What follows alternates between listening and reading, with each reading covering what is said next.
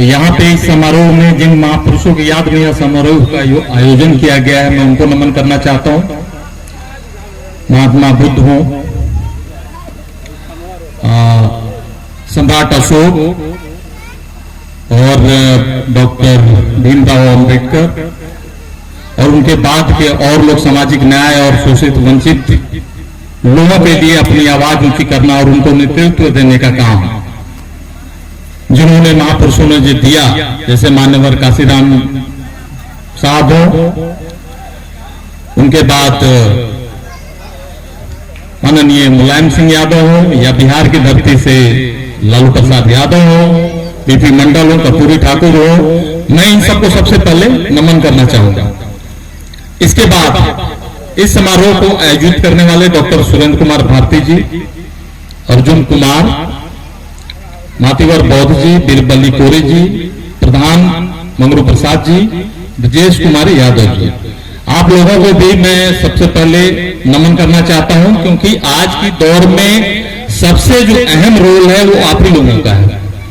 क्योंकि बहुजनों की आवाज उठाने के लिए और जमीनी लेवल पे काम करने के लिए और लोगों को जागरूक करने के लिए इस तरह का जो आयोजन है, जो जमीन पे कार्य किया जा रहा है, उसका नेतृत्व आप सभी कर रहे हैं। इसलिए सबसे पहले आप लोग धन्यवाद के पात्र हैं, क्योंकि आप लोग धरती पे और जमीन पे उतर कर लोगों को बीच में सबसे पहले आप लोग। उसके बाद मैं यहाँ पे मौजूद जितने भी हमारे बौद्ध भिक्षुगण हैं, उपस्थित अन्य बुद्धिजीवीगण हैं, कुछ शिक्षकगण हमारे हैं, मैं सब आप लोगों को सब उसके बाद नमन करना चाहता हूं। आज हम सभी यहाँ पे एकत्रित हुए हैं जिस समारोह में, इसका जो थीम है वो है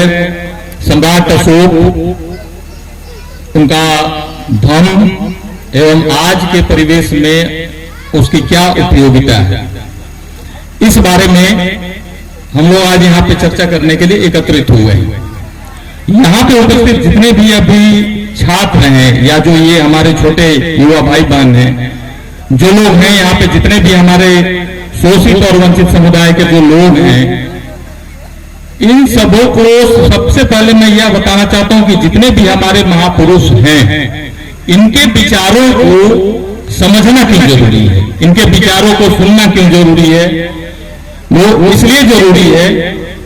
क्योंकि हमारे समाज में व्याप्त जो ये जातिवाद, छुआछूत, भेदभाव, ये जो कुछ भी हमारे समाज में व्याप्त है, अभी भी व्याप्त है, इन सभी से लड़ते हुए डॉक्टर बाबा साहब भीमराव अंबेडकर जी ने, जैसे कि अभी एक बहन ने बताया कि बाबा साहब भीमराव अंबेडकर जब स्कूल में पढ़ते थे तो उनके साथ किस तरह से भेदभाव किया जाता था, उनको अलग बैठाया जाता था। जिस घड़े से सारे बच्चे पानी पीते थे, उनको उस घड़े से पानी पीने का अधिकार नहीं था। तो उन्हें इस चीज का एहसास हुआ कि आखिर हमारा समाज या हमारा धर्म, जिस धर्म में हम पैदा हुए, यही समाज और यही धर्म हमें इस तरह एक्सेप्ट क्यों नहीं कर रहा है, हमें इग्नोर क्यों कर रहा है। तो उन्हें जाकर ये एहसास हुआ कि हो सकता है मैं इनके बराबर में शिक्षित नहीं हूं, इनके बराबरी का मेरा व्यक्तित्व नहीं है। और उन्होंने जब पढ़ाई करना शुरू किया तो आपको कोलंबिया यूनिवर्सिटी हो, चाहे national school of economics London हो, दो तीन पीएचडी उन्होंने की, और उतनी क्वालिफिकेशन और उतना ज्यादा क्वालिफिकेशन क्वालिफाइड होने के बाद भी वह अपने समाज में आने के बाद जो उम्मीद किया उन्होंने कि हो सकता है कि मेरा समाज हमें एक्सेप्ट कर लेगा, हमें ग्रहण कर लेगा, लेकिन वहां पे वो क्या हुए, बहुत डिसअपॉइंट हुए। क्यों? क्योंकि उनका जो समाज है, इतना पढ़ने लिखने के बाद जिन्होंने हमारे संविधान की रचना की और पूरी संविधान सभा में सबसे ज्यादा पढ़े लिखे, लेकिन जातीय भेदभाव, इतना क्वालिफाइड होने के बाद भी उनका पीछा नहीं छोड़ा, और उसके बाद भी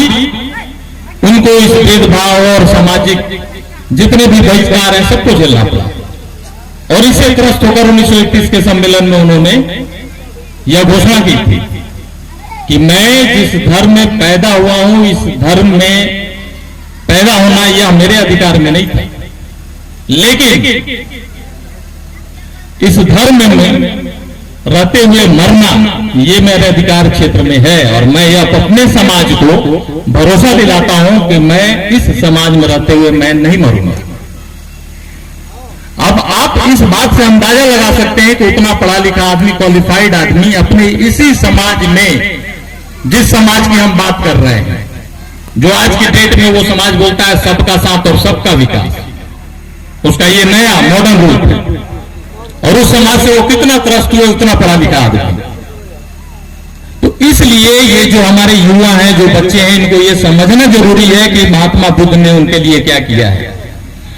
बाबा साहब भीमराव अम्बेडकर ने क्या किया है, सम्राट अशोक ने क्या किया है। इसलिए उनके विचारों को समझना हमें सबसे पहले बहुत जरूरी है,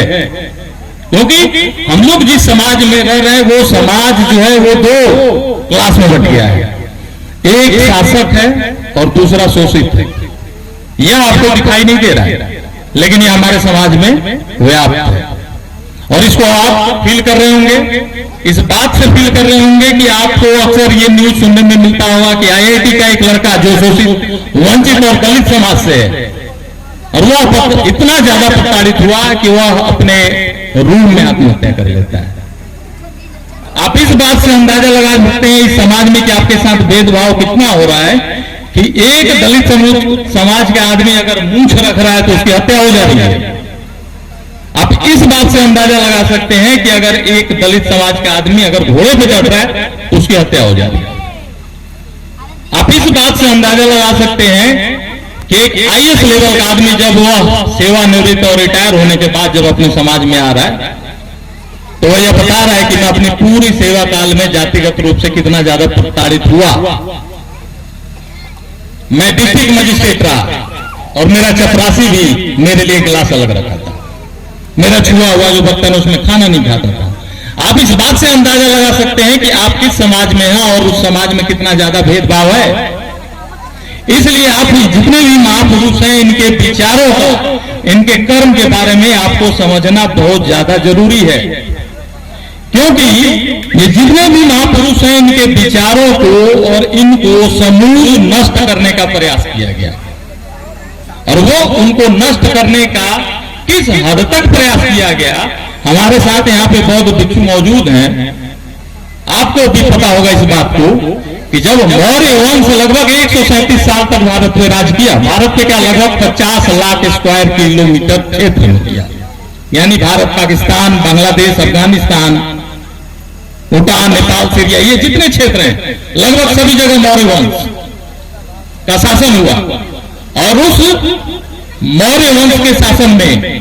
को खत्म जिस वंश ने किया, जो